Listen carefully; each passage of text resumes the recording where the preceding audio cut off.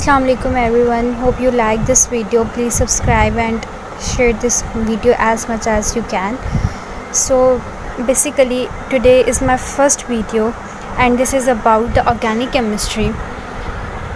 इंशाल्लाह आपका कॉन्सेप्ट जो है about organic chemistry will be clear. So organic chemistry को पढ़ने से पहले हमें ये बात पता होनी चाहिए कि व्हाट इज़ ऑर्गेनिक केमिस्ट्री, कि ये है क्या चीज़.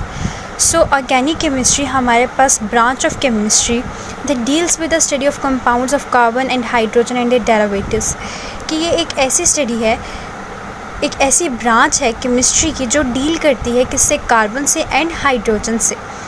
कि एक ऐसा कंपाउंड जिसके अंदर हमारे पास कार्बन भी हो, जिसके अंदर हमारे पास हाइड्रोजन भी हो, तो उन ऐसे कंपाउंड्स को हम क्या कहते हैं, ऑर्गेनिक कंपाउंड्स कहते हैं. और वो जो स्टडी है जो डील करती है ऑर्गेनिक कंपाउंड्स को, उनको हम क्या कहते हैं, ऑर्गेनिक केमिस्ट्री. फॉर एग्ज़ाम्पल हमारे पास आ जाता है CH4 आ जाता है, ठीक है, CH4 आ जाता है, मीथेन जिसको हम कहते हैं. फिर आता है हमारे पास C2H6 आ जाता है जिसको हम इथेन कहते हैं. तो ये क्या किसकी एग्जांपल्स है, ये सब हमारे पास एग्जांपल्स है किसकी, ऑर्गेनिक कंपाउंड्स की. और उनके डेरिवेटिव्स, फॉर एग्जांपल डेरिवेटिव्स में हमारे पास आ जाता है जैसे CCl4. ये क्या है, डेरिवेटिव है किसका, ऑर्गेनिक कंपाउंड का, इसलिए हम इसको भी क्या कहते हैं, ऑर्गेनिक कंपाउंड ही कहते हैं. ठीक है, ये बात समझ आ गई आपको कि ऑर्गेनिक केमिस्ट्री किस चीज़ को कहते हैं. एक ऐसी ब्रांच ऑफ केमिस्ट्री होती है जो कि डील करती है study of carbon and hydrogen से. अच्छा, अब इसके कुछ फ़ीचर्स हैं जिसके बगैर हम नहीं समझ सकते कि ऑर्गेनिक कंपाउंड्स क्या होते हैं. ठीक है, तो सबसे पहला आता है peculiar nature of carbon. Basically peculiar nature वो एक रेयर नेचर होती है जो कि एक हर ग्रुप का जो फर्स्ट कंपाउंड होता है वो शो करता है. अब जैसे कार्बन है, कार्बन की जो ग्रुप है उसमें कार्बन आ जाता है, सल्फ़र आ जाता है, सिलिकॉन आ जाता है.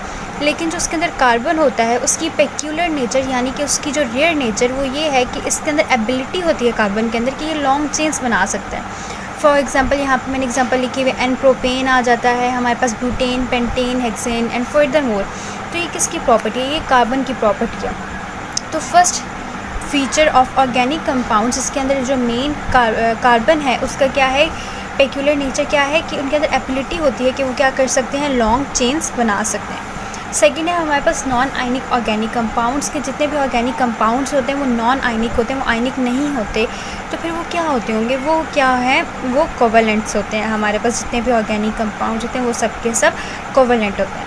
फिर क्या है हमारे पास कॉम्प्लेक्स, जितने भी ऑर्गेनिक कंपाउंड्स होते हैं वो सब के सब कॉम्प्लेक्स होते हैं. हमारे पास एग्जांपल है प्रोटीन की, प्रोटीन है, और भी बहुत सारी एग्जांपल्स हैं हमारी लिविंग लाइफ के अंदर. जैसे एक प्रोटीन है वो एक मैक्रोमॉलिक्यूल है जो कि बना होता है मोनोमर से. प्रोटीन का मोनोमर हमें पता है अमाइनो एसिड्स होते हैं. जब अमाइनो एसिड्स आपस में कंबाइन करते हैं तो हमारे पास एक कॉम्प्लेक्स बनता है जिसको हम प्रोटीन कहते हैं. और ये प्रोटीन क्या है, हमारे पास एक ऑर्गेनिक कंपाउंड है. फॉर एग्जांपल हम एक और ले लेते हैं, लिपिड्स ले लेते हैं हम.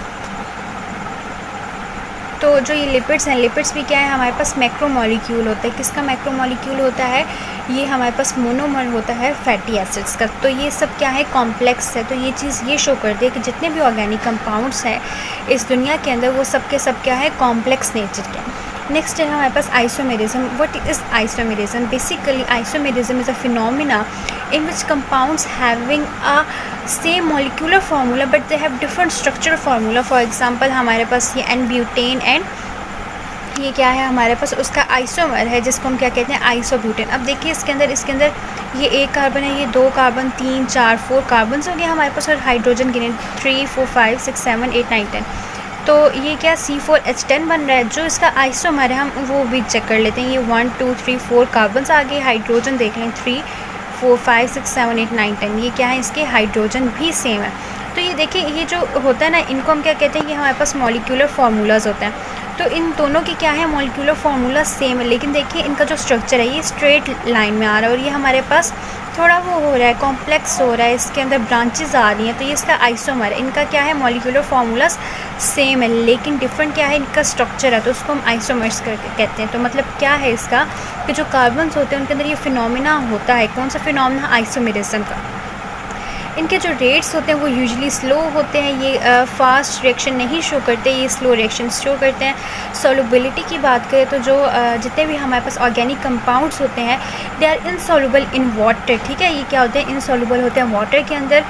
और ये सॉल्युबल फिर किसके अंदर होते होंगे? ये सॉल्युबल होते हैं हमारे पास फॉर एग्जांपल बेंजीन्स के अंदर, ये हमारे पास सॉल्युबल होते हैं ईथर्स के अंदर, अल्कोहल्स के अंदर। तो ये कुछ इंपॉर्टेंट कॉन्सेप्ट था ऑर्गेनिक कंपाउंड्स के अंदर। होप आप सबको समझ आया होगा। एंड इसकी जो फर्दर डिटेल्स है अबाउट आइसोमर्स इस चैप्टर से रिलेटेड वो नेक्स्ट वीडियो में मैं शेयर करूँगी इंशाल्लाह। अगर वीडियो अच्छी हो, कॉन्सेप्ट आपका क्लियर हो, तो kindly like it and subscribe it.